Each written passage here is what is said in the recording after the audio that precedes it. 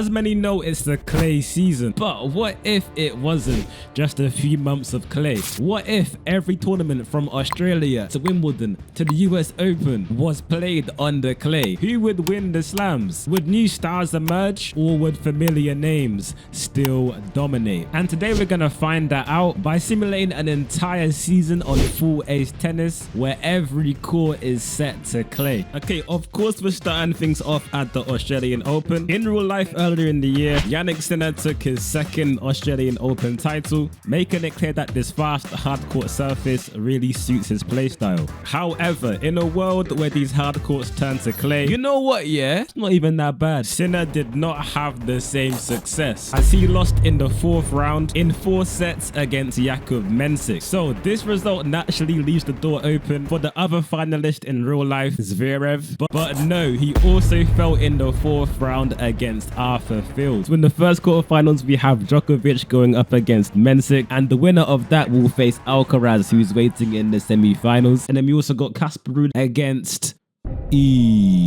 Francisco Cerundolo. To be fair, this Cerundolo brother, I think he's actually like a clay specialist, so we may be seeing his name pop up a lot in this video. And then in the final quarterfinal bracket, we have Alex de Minaur against Arthur Fields. So yeah, quite different. Okay, anyway, we're gonna simulate on then to the semi-finals and we're gonna see who makes it through. So unlike what we saw in real life, Djokovic walked through Mensik on the Australian clay, which means he'll once again face Alcaraz at the Australian Open. In the other bracket, Alex de Minaur just beat Arthur Fields in a crazy 5-set match, and he will go on to face Casper Ruud. So in the final then, we have Casper Ruud, who made it all the way to the final, and he will go up against either Alcaraz or Djokovic. And low-key, I kind of feel like this is the real final. I don't see Casper Ruud beating either of these two guys. So as I said, in real life, Djokovic made light work of Alcaraz on the hard courts earlier this year.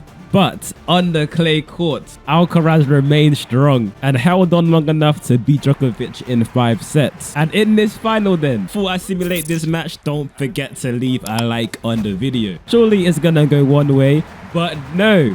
Casper Ruud was able to cause the shock and end his Grand Slam curse, winning the first Grand Slam in this clay simulation. Wow, this may mean that he might be the guy to beat then. Oh gosh. Now we're going to move on to the Sunshine Double, which are tournaments known for their fast, low bouncing courts. And it seems these days they're only getting faster. And this has led to new stars winning both these tournaments who rely on their powerful serves and baseline play. But in a world when the Sunshine Double turns to clay, will we see a different winner? Okay, so in the semi-finals of the Indian Wells then, we have Casper Ruud going up against Jack Draper, who managed to beat Rublev in the quarterfinals. Then the other bracket, we of course have Carlos Alcaraz, and he's up against Arthur Fields. Okay, let's see who gets in the final. So unfortunately, Jack Draper wasn't able to replicate what he did in real life, and he lost to Casper Ruud. But it's still impressive to see him doing this well on the clay. On the other side, of course, Alcaraz came through with the win. So it's going to be a Ruud Alcaraz final. Okay, let's simulate, and we're going to see who takes Indian Wells. And it's going to be Alcaraz.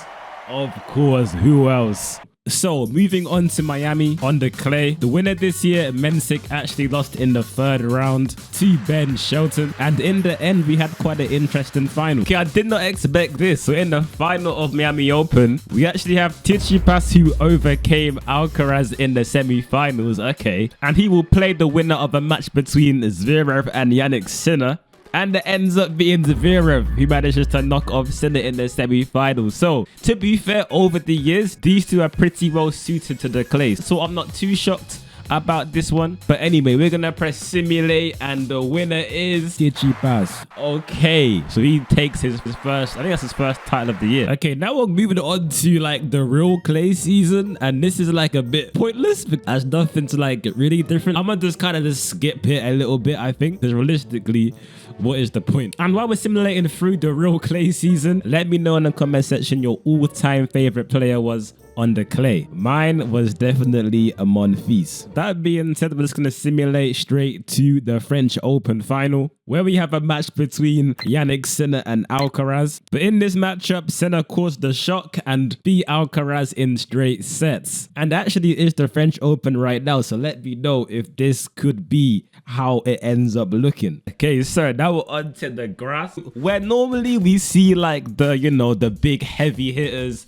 I'm thinking of like Berrettini, Kyrgios, maybe even this year you got Ben Shelton, Perricard, these kind of players. But as it's now on the clay, maybe these guys may not even be relevant anymore. Queens is going to get taken by Casper Ruud. Damn, okay, he beat Djokovic in the final. Ruud's having a flipping amazing season. Okay, now we're going to move on to Wimbledon, and here is how it's looking on the clay. Ooh, again, I don't know about this one either. We're going to progress on to the quarterfinals, and I'm already seeing no Yannick Sinner in the quarterfinals. Let's see what happened to that guy. Oh, we are in the third round. Yannick Sinner was actually defeated by Fonseca. He also beat Djokovic and Medvedev to make it to the semi-finals. Damn, okay, Fonseca. And he will go up against Zverev in the semi-finals. That's going to be a tough one. And on the other side of the draw in the semi-finals, we have Alcaraz going up against Casper Ruud. Okay, hoping Fonseca can do it, but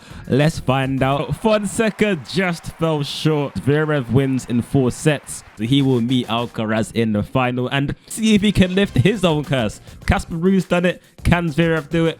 And this guy can't catch a break, bro. In real life, it's a struggle.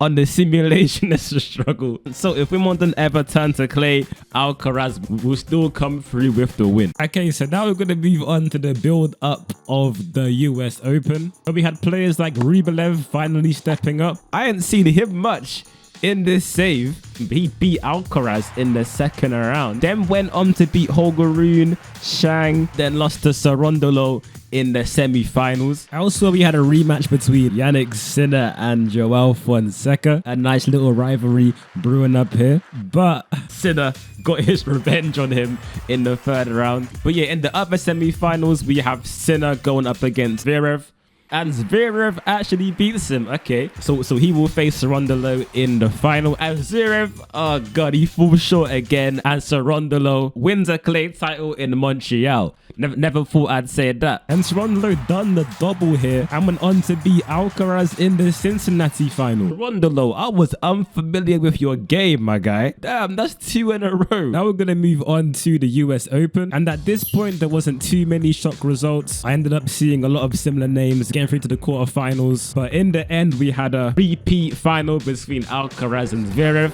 I guess this makes sense. It's the same surface, so and these two are the best players on the clay, it seems. But can Zverev get that slam on the clay at US Open? I beg he can, bro. Please. We're gonna press simulate. I'm begging for him. I'm not even gonna say too much. Let's just move on. Okay, now we're gonna move on to the final Masters of the year. I'm just gonna talk about the winners in these final Masters, and this is where we saw the French players go on a crazy run, where we had Monfils, Arthur Fils, and Alexandre Müller of all people winning the final key titles of the year. But now let's get into the ATP finals and the final ranking. We're just gonna go from the top 20, I guess, and then just see who made it. But to be fair, before I do that, I guess I gotta look at who took big drop, who actually fell outside the top 20 and even below. And early, I can't lie, I'm seeing a lot of American flags. So if you're a fan of these players, I'd think about leaving the video. But down in 36th place, we actually had Francis Tiafoe. In 27th place, we had Ben Shelton. And taking probably the biggest drop of all, we had Taylor Fritz down in 28th. And to be fair, seeing these players down here doesn't come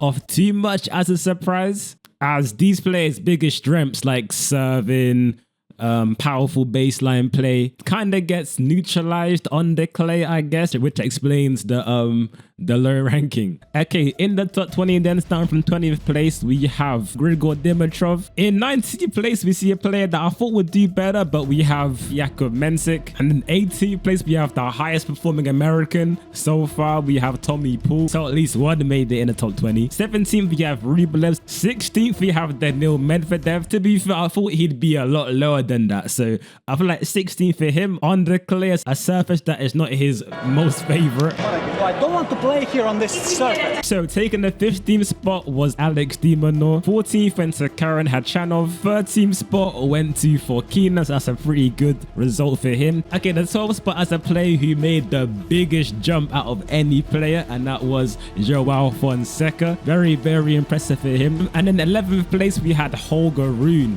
just missing out on the 10th spot. So the 10th spot went to Arthur Fils. Very impressive year for him. 9th went to Stefanos Tsitsipas. 8th place went to Jack Draper. 7th went to Novak Djokovic, who's a player that I didn't see much throughout the simulation, but maybe he stayed consistent in a lot of these tournaments. 6th place went to Lorenzo Musetti. 5th place saw another big jump from a player I mentioned a lot in this video, and that is Sarondolo. Okay, so now we're getting into the top 4, the big 4. Okay, in 4th place, we actually had Yannick Sinner. So not the best of years for him in this clay simulation.